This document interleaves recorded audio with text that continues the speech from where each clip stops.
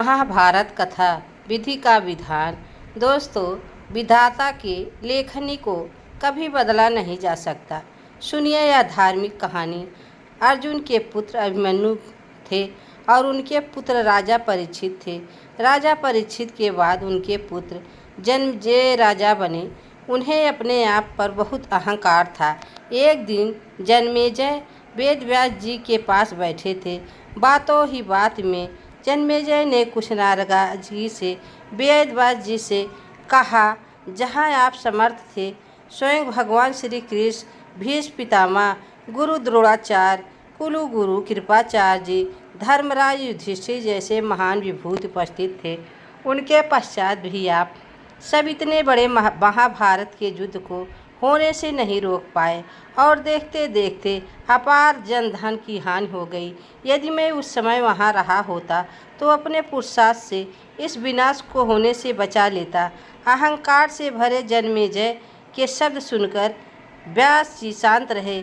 उन्होंने शांति से कहा, पुत्र, तुम अपने पूर्वजों की क्षमता पर शंका ना करो। यह विधि द्वारा निश्चित था, जो बदला नहीं जा सकता था। यदि ऐसा हो सकता तो श्री कृष्ण ने भी इतनी समर्थी थी कि वे युद्ध को रोक सकते थे। जन्मेजय अपनी बात पर अड़ा रहा और बोला, मैं इस सिद्धांत को नहीं मानता। आप तो भविष्यवक्ता हैं। मेरे जीवन की होने वाली किसी होनी को बताइए, मैं उसे रोक कर प्रमाणित कर दूंगा कि विधि का विधान निश्चित नहीं होता। व्यास जी ने कहा, पुत्र, यदि तो यही चाहता है तो सुन। आज से कुछ वर्ष बाद तू काले घोड़े पर बैठकर शिकार करने जाएगा। दक्षिण दिशा में समुद्र तट पर पहुँचेगा तो वहाँ तुम्हें एक सुंदर स्त्री मिलेगी, जिसे तुम महलों में ले आएगा और उससे तुम विवाह करेगा। तुम्हें सब मना करेंगे कि यह सब मत करना, लेकिन फिर भी तुम यह सब करोगे।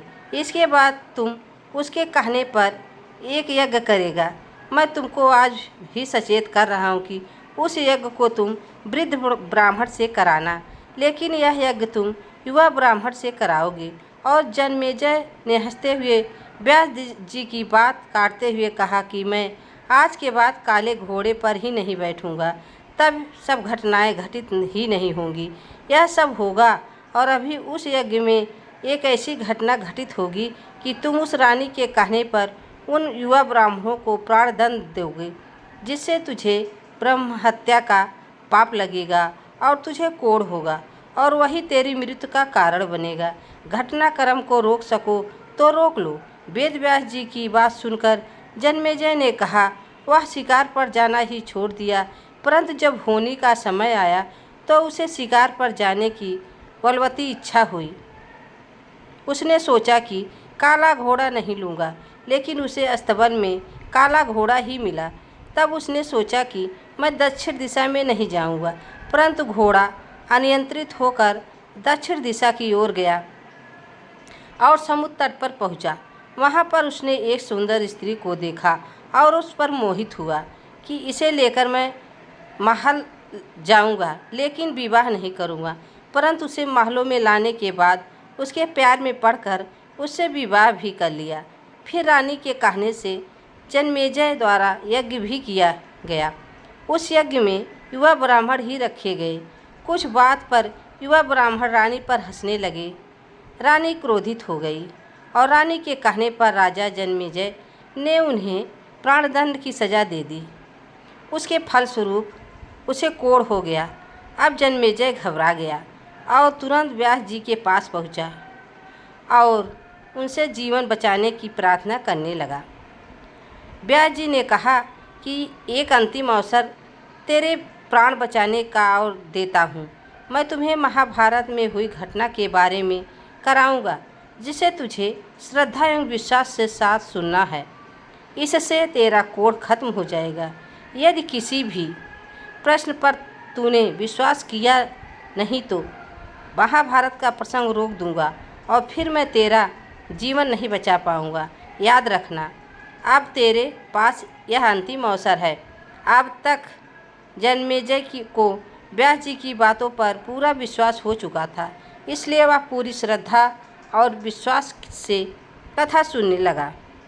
व्यास जी ने कथा आरंभ की और भीम के बल के प्रसंग सुनाए, जिसे भीम ने हाथियों को पकड़ करके उन्हें अंतरिक्ष में उछाला। वे हाथी आज भी अंतरिक्ष में घूम रही हैं। तब जन्मेजय अपने आप को रोक नहीं पाया और बोल उठा कि यह कैसे संभव हो सकता है, मैं नहीं मानता। व्यास जी ने महाभारत प्रसंग रोक दिया और कहा कि पुत्र, मैंने तुझे कितना समझाया कि अविश्वास मत करना, परंतु तुम अपने स्वभाव को नियंत्रित नहीं कर पाए, क्योंकि यह होनी द्वारा निश्चित था। फिर व्यास जी ने अपने मंत्र शक्ति से आवाहन किया और वह हाथी पृथ्वी की आकर्षण शक्ति में जाकर नीचे गिरने लगे।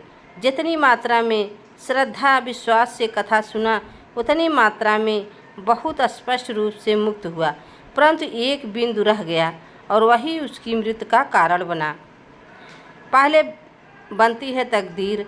शरीर बनाने हमारे हाथ में है, लेकिन उसका फल हमारे हाथों में नहीं है। गीता के 11वें अध्याय में 33वें श्लोक में श्री कृष्ण अर्जुन से कहते हैं, उठ खड़ा हो और अपने कार्य द्वारा यश प्राप्त कर, जिनके बारे में तू चिंतित हो रहा है।